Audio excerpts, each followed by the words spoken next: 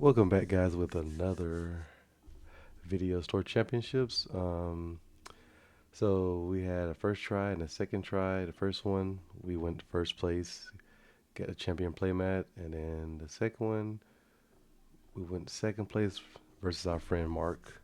And he beat us with the Dicky Hole deck, which is it's okay, but sometimes you just don't draw good enough to beat their daisies on the draw, and it's really bad. But most of my games were pretty good with King Candy. Like, just imagine going turn one King Candy, and then you go sell the C into another King Candy on the play, and then they go like, they had like turn one Daisy, turn two Smee or something, and then now you got both of those players, or both of those characters out on the field, and then if they quest with the Daisy, you can be like King Candy killed the Daisy with two of them, and then if Smee quest, you can kill Smee too. While you just develop your board with Grabatala, Hiram, Maui, something like that. And Kincaid appeared really good. Like versus the green purple players I play against, they hedged their deck to beat the blue red matchup. And then I was like, oh really? And then I was go like, want to see my tech? Turn one Candy, and they go Curse Merfolk, and they're like, oh.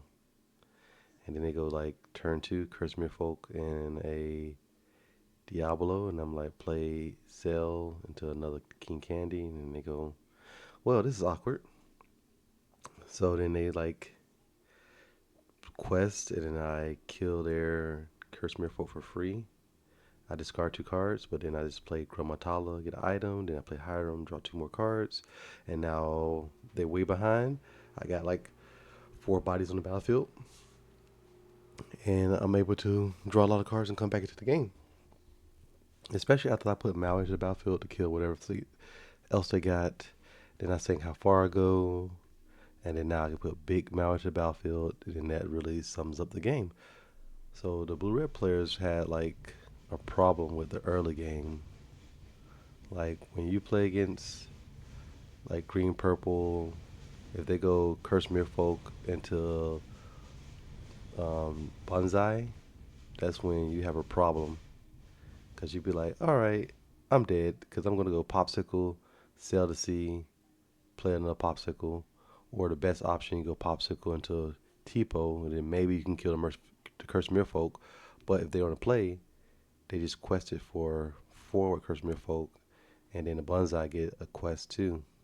And then you finally kill the curse merfolk, and then they got like a white rose or something else on turn three, and then turn four they play genie, and you just falling behind in the race as you're trying to answer their board while they're still questing with bonsai and the white rose, and that's how they get up to 5 to 8 lore, and then you lose the game.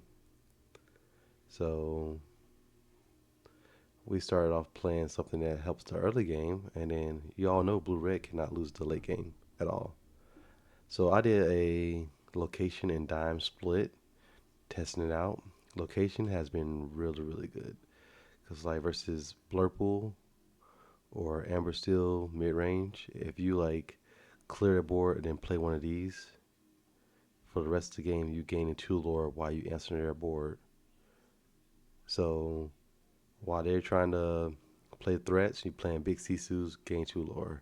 They kill the Sisu with a Long Came Zeus or something, and then you go, okay, upkeep, gain two lore, play a B prep, pass turn back to me, gain two lore, play Tamatoa, they gotta kill Tamatoa now, or they gotta kill location.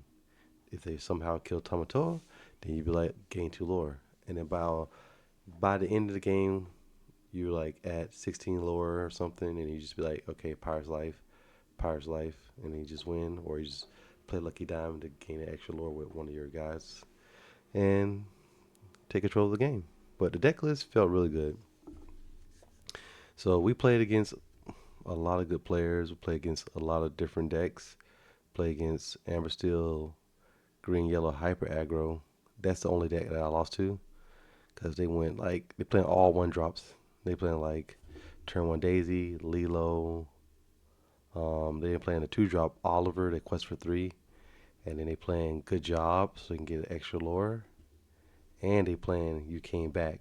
So one turn he was like play Oliver, and I was like, okay, I kill it with King Candy later, and then he was like turn four, good job, quest, untap it when you came back, quest again, gain 8 lore in one turn, and then he was like 14, and I'm like, well, then maybe I should have thought more of a threat, but I didn't know that. That's how he got me in one of the games. And then he was like, go for the win. After I killed some stuff and he had damage on my characters, Go came out and won the game. So moving forward for blue red, I would probably still keep the one drops, but I want to fix a little curve a little bit, because red purple is still the number one enemy, and I think I want 4 Grammatala because I need to see that. Like when you go King Candy and then you ramp into Grammatala, you 100% win the game because Flynn doesn't trigger. Grammatala stops it from triggering, and she's able to use how far I go. So you can ramp, and then you can play a shark. Now they're not going to quest at all until they're able to like wipe the board with B prep. So you just like have this out, have a shark out, and then just quest with the shark, or saying how far I go, or if they get frisky and want to quest and give you back a how far I go, okay, well let them quest and kill it and then get it back, and then when they be prep, you just be like, okay, you be prep, play dime or play 2 locations, and then now they're in a hard spot. Like, all right, we got to kill locations, and then you just drop in lifts and dragons, big Sisu wiping their board, Maui to stop them, or you drop another Maui shark to make them not want to try to kill a location. And they gotta have like Medusa plus Brawl if you have like another King Candy out and this out at the same time. And there's like a lot of stuff you gotta play around. But the biggest thing to beat red purple is draw a lot of cards. Like play higher on draw cards, keep drawing cards, fill your hand up, play the tomato with popsicles out, draw more cards, and then you can out advantage them by having a lot of cards in your hand. Because they gonna try to clear a board 100% of the time, and then they can't kill you if you got a lot of cards in hand, especially if you check they Flynn in the early game. But yep, so we got a second place mat and a first place mat, and we prepare for the 10K that's coming up in February, and it's gonna be a lot of good players there. It's gonna be interesting. So the Shield of Virtue is one mentioned, was great, but it still is like versus the aggro decks, it's not really good because you in the spot where you need like a Vitality Spirit or Ice Block, and then you got this that can untap, but it costs 3, and you don't want to really use 3 to untap something when you can put more pressure into the board.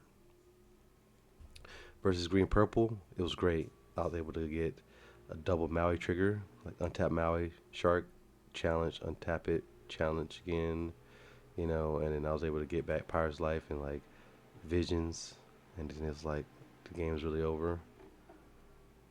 And in a mirror, it helps versus like the shark because they can never challenge your guy if you keep untapping it, which would force a hideaway from them, which is really bad. But sometimes you got to because you need to challenge Tomator or challenge the Sisu, but you can't because they keep untapping it.